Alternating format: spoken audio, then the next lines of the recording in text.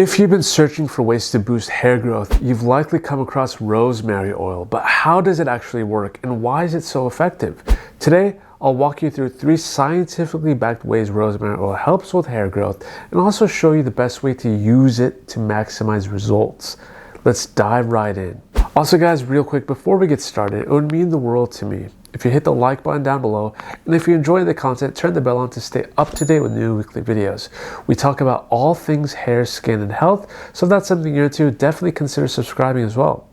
Rosemary is an herb which typically grows near the Mediterranean Sea and Himalayan regions.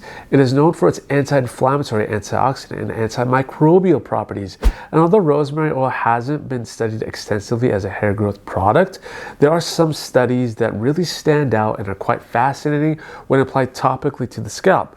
We will go over them, but as far as the biological constituents go that are responsible for promoting hair growth, they're going to be your carnosic acids, rosmarinic acids, and eucalyptol, to name a few. But the first way in which some users report more hair growth when they actually start out with rosemary oil is because of its role on scalp circulation. Rosemary oil is a potent vasodilator, and what does that mean exactly? Well, it basically helps widen blood vessels and improve blood flow to the scalp.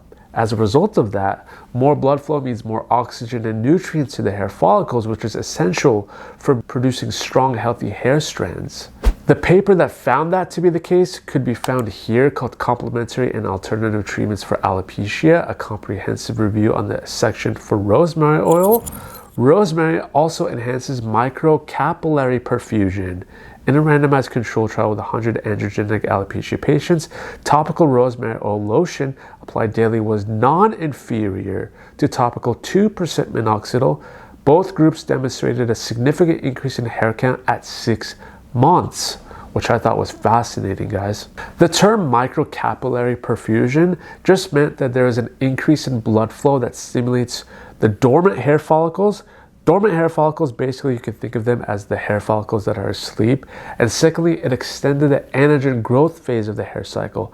This really could explain why people with thinning hair or early stage hair loss reported that rosemary oil was a game changer for them and that the hair thinning actually stopped. The second way is that rosemary oil contains active compounds that inhibit the activity of 5-alpha reductase, which is an enzyme responsible for converting testosterone into dihydrotestosterone, or DHT. 5-alpha reductase also causes free radical damage, which attacks the tissues in your scalp. And as you all know, high levels of DHT shrink your hair follicles, leading to hair thinning and miniaturization, and eventually hair loss altogether, especially if you have androgenic alopecia. Now, pumpkin seed oil and saw palmetto also work in the same way as rosemary oil, and if you've tried them in the past and weren't happy with your results, which by the way we talk about that in this video on pumpkin seed oil, there is evidence that the 12-methoxycarnosic acid in rosemary oil can be a good DHT blocker alternative.